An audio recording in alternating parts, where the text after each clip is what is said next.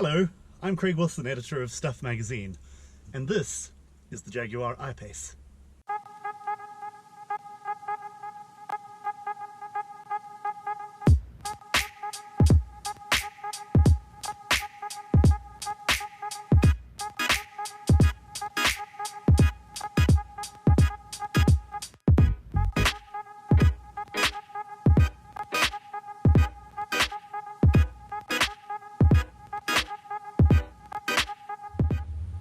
The I-Pace has a 90 kilowatt hour battery, and to charge that you can either do it at home or you can go to one of the many public charging stations around the country, mostly at shopping malls and now at major petrol stations on the N1, N3, etc. How long a charge takes depends on the charger you use. If you have a high-speed charger installed at home by Jaguar, you can charge it in a few hours, so what you do is plug it in after work and leave it overnight.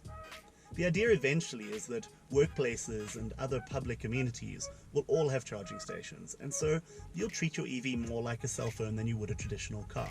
You won't wait for the battery to get really low before you top it up. Instead, you'll keep it constantly topped up at all times.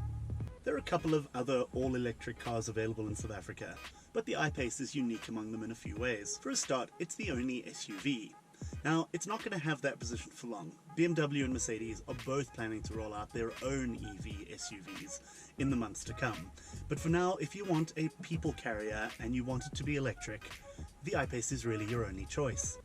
It's also the only high-end luxury vehicle that's all electric in South Africa for now. Let's take it for a spin.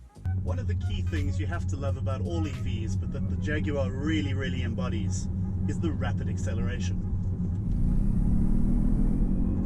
Put your foot down and it just takes off like a rocket because all of the torque is available immediately, and there is a lot of it. So the torque on this model is 696 Newton meters. Now, to give you an idea, that is the same sort of torque, around 700 Newton meters, as you find in a Jaguar F-Type. In other words, you have the acceleration of a sports car in a 2-ton SUV. But you also get incredible stability because most of the weight of the car sits beneath the floor in the form of the 800 kilogram battery. So what you end up with is an incredibly stable ride and very little body roll through the corners, even though it is an SUV rather than a sedan. This is Brandon, and that's Marseille. And we are out here testing the Jaguar I-Pace. You can also adjust all sorts of features on this. So you can adjust the suspension in real time, assuming that you're going slowly enough so you can bolster it if you're expecting to go off-road. But once you get back on road driving and you go over 80 or 100 kilometers an hour, it'll automatically drop the suspension down low again because, of course, being an EV, one of the other things that's key is aerodynamism. You want to reduce the drag as much as possible so that you can get as far as possible on a single charge. To that end, there is regenerative braking, as you've seen, we've seen on the i3 and the i8 from BMW, and of course the first electric car that went on sale in South Africa, the original Nissan Leaf. So take your foot off the accelerator and there's immediate resistance, and there's a little dial here on the digital dash that shows you when you're not accelerating that it goes into charge mode, and when you are accelerating that you're using power instead.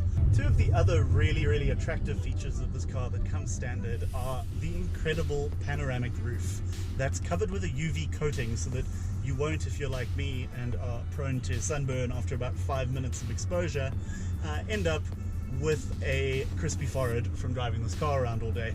It also makes the cabin feel incredibly spacious and sort of airy, and it makes it feel a lot bigger than the car looks from the outside. Then there is the small rear window, which doesn't have a wiper on it. And the reason it can get away with this is it has what Jaguar is calling a hydrophobic coating. So a little bit like the proverbial duck's back, it just repels water. You seem to get away with not needing much of a big rear window because at least when you're parking there are rear view cameras that come up on the top 10.5 inch display.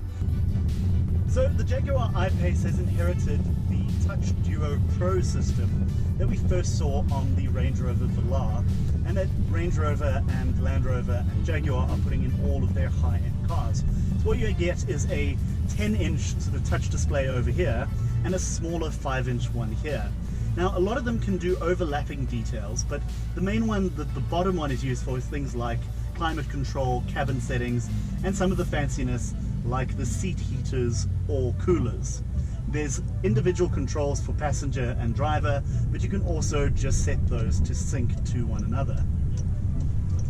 Up top, you get things like your navigation display and your media information, although that you can also put on the bottom here, and of course your phone, because connect your phone to the car once and then you never have to worry about it again.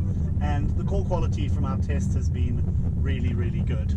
There are a couple of microphones up here and up here, so the passenger can have a conversation with someone as well as the driver can.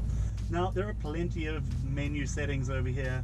You can go in and see how what your consumption's looking like. You can also change the theme. So if, for example, you like it all light and bright, you can do that, or you can go with the terribly in vogue dark mode, which I think certainly looks a lot better with the dark instrument cluster.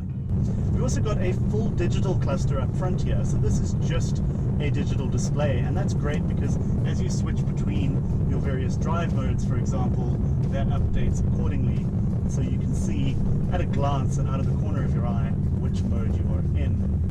There's a great selection of manual controls on the steering wheel too. You can change source or adjust audio settings, or media settings rather. We also love the physical controls on the steering wheel. There's the option on the left to control media. You can adjust the source and increase volume with the roller, or skip forward or back through tracks. And on the right you can do things like adjust the cruise control, adjust the lane keep assist, and turn on the steering wheel heater. The Jaguar I-Pace is unlike any other car we've driven, and it's a wonderful, wonderful example of what's possible with electric cars. Now, the only problem for a lot of buyers is going to be the price. South Africans get penalised horribly when it comes to EVs. Firstly, we're slapped with import duties on these cars, even though arguably there should be incentives to buy them. As a result, the price of the I-Pace starts at 1.7 million. For a few more bells and whistles or one of the fancier editions, you're looking at the 2 million rand mark. However, those prices will come down as the years go by. For the time being though, it's wonderful that there is a poster child like this that encourages people to consider EVs and reminds them that they can be incredibly exciting to drive too.